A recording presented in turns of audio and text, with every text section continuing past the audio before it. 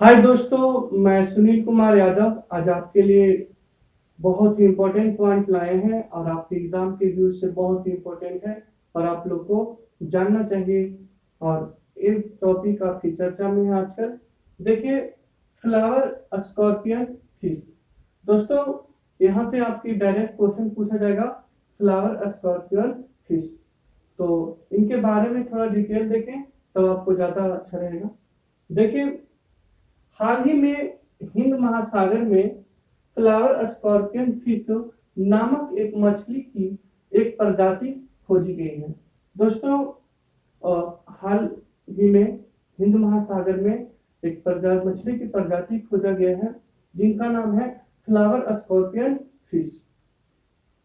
देखिए आगे, विदित हो कि इससे पहले यह केवल प्रशांत महासागर में पाई जाती थी। दोस्तों, यहाँ से आपका एक बहुत ही इंपॉर्टेंट क्वेश्चन डायरेक्ट पूछा जाएगा कि फ्लावर स्कॉर्पियन फिश मछली कहाँ पाया जाता है ना। तो आप बनाइएगा प्रशांत महासागर में। दोस्तों, फिर ये भी पूछ सकते हैं आपसे कि वह हाल में कहाँ पाया गया है, तो आपका जवाब क्या होगा? हिंद महासागर। तो दोस्तों, ये दोनों में बहुत ही आपको क्लियरली होना चाहिए कि वो तो पाया जाता है प्रशांत महासागर में, पर अभी हाल ही में देखा गया है हिंद महासागर में। तो यहाँ से आपका एक डायरेक्ट क्वेश्चन पूछा जाएगा एग्जाम में। देखिए, ग्लोबल वार्मिंग के कारण समुद्र के तापमान में वृद्धि ने इस प्रजाति को विभिन्न क्षेत्रों में प्रवास हेतु आकर्षित किया होगा। दोस्तों, इसका मुख्य कारण है प्रशांत महासागर से हिंद महासागर में जाने की ग्लोबल वार्मिंग के कारण।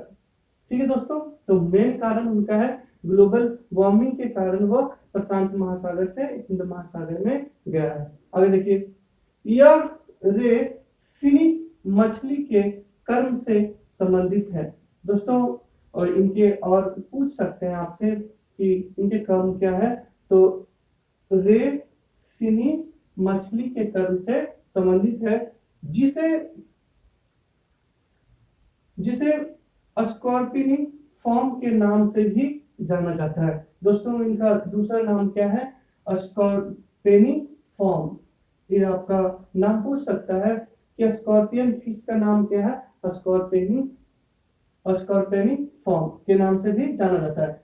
इसे लगभग एक सदी पहले वर्ष 1929 में जापान से दूर प्रशांत महासागर में खोजा गया था। दोस्तों, आप यहाँ से डायरेक्ट पूछा जाएगा, यहाँ से डेट डेट पूछे जाएंगे आपसे कि कब खोजा गया था। तो 1929 में 1929 में जापान से दूर, कौन से देश से दूर? जापान से दूर और प्रशांत महासागर में खोजा गया था। तो आपसे ये भी डेटेड पूछ सकते हैं, नहीं तो ज्यादा पूछने का चांस यही है कि वो पाए कहाँ जाते हैं? प्रशांत महासागर में। देखा कहाँ गया है? हिंद महासागर में। और इनकी मछली का कर्म का नाम क्या है? यह रेयर फिनिश मछली के कर्म से संबंधित है। दूसरा और क्वेश्चन बनेंगे कि उसका और नाम, अलग नाम, क्या नाम से जाना जाता है? स्कॉर्पेनी फॉर्म से जाना जाता है। और तीसरा आपका सवाल जो बनेंगे यहाँ से, वह 1929 में जापान से दूर प्रशांत महासागर में खोजा गया था। तो दोस्तों, आपका यहाँ से इतने सारे बने और आप लिख लीजिए इसे और एक बार देख लीजिए, एक दो बार देखिएगा, लिखने की जरूरत भी नहीं पड़ेगा और आपको याद होगा। बिल्कुल आपको टॉपिक वाइज, मतलब पॉइंट टू पॉइंट ही आपको बताने की कोशिश करते हैं आप लोगों को कि बिल्कुल आप लोग को मतलब पॉइंट टू पॉइंट ही समझें, ज्यादा फालतू की बात इधर उधर की ना समझें, ना लिखें। और एग्जाम में वही होते हैं दोस्तों कि जिनको समझ में आता है ना कि हमें पढ़ना क्या है, अगर जिनको समझ में आ गया कि हमें पढ़ना क्या है, उनका बहुत जल्दी कंपटीशन वो निकाल लेंगे। और जिनको यही पता नहीं है वो पढ़ते रहेंगे। पढ़ाई का कभी तो आप देखिए, स्कॉर्पेनिफॉर्म या बिच्छू मछली परिवार की मछलियां समुद्र के सबसे जहरीले जानवरों में से हैं। दोस्तों, आपको पता होना चाहिए कि समुद्र की जहरीले जानवरों में से हमारे स्कॉर्पेनी फॉर्म या बिच्छू मछली आते हैं। उनकी परिवार मतलब उस प्रजाति की जितने भी मछलियां हैं उन जाति की सारे खतरनाक जानवर हैं, उसमें मतलब जहरीले जानवरों में है। इस प्रजाति का सिर शरीर से तुलनात्मक रूप से बड़ा और लंबा होता है। दोस्तों यहाँ पे भी आपको ये बात जानना चाहिए कि जो इनका सिर होता है वह शरीर से तुलनात्मक क्या होते हैं, बड़े होते हैं, मतलब शरीर से लंबा और बड़ा होता है। दोस्तों आगे देखें, प्रजातियों की लंबाई 75 से 160 मिलीमीटर तक होती है। दोस्तों यहाँ पे आपको एक पॉइंट याद रखना होगा कि 75 से 127 मिलीमीटर तक होती है, जबकि शरीर की चौड़ाई 14 से 22 मिलीमीटर होती है। दोस्तों आप ये पॉइंट तो पूछे जाएंगे नहीं इतना, पर आपको ध्यान में रखना होगा।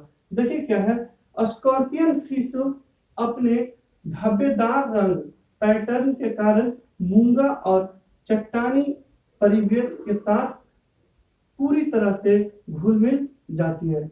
दोस्तों इनके जो शरीर की कलर है, शरीर की टाइप है क्या है, धब्बेदार रंग के होते हैं। दोस्तों धब्बेदार रंग और पैटर्न के कारण वो मूंगा के साथ वो क्या होते हैं, मिल जाते हैं और चट्टानी परिवेश के साथ पूरी तरह से घुल मिल जाते हैं। कहते हैं चट्टानी परिवेश में वो रहते हैं और मूंगा के साथ रहते हैं।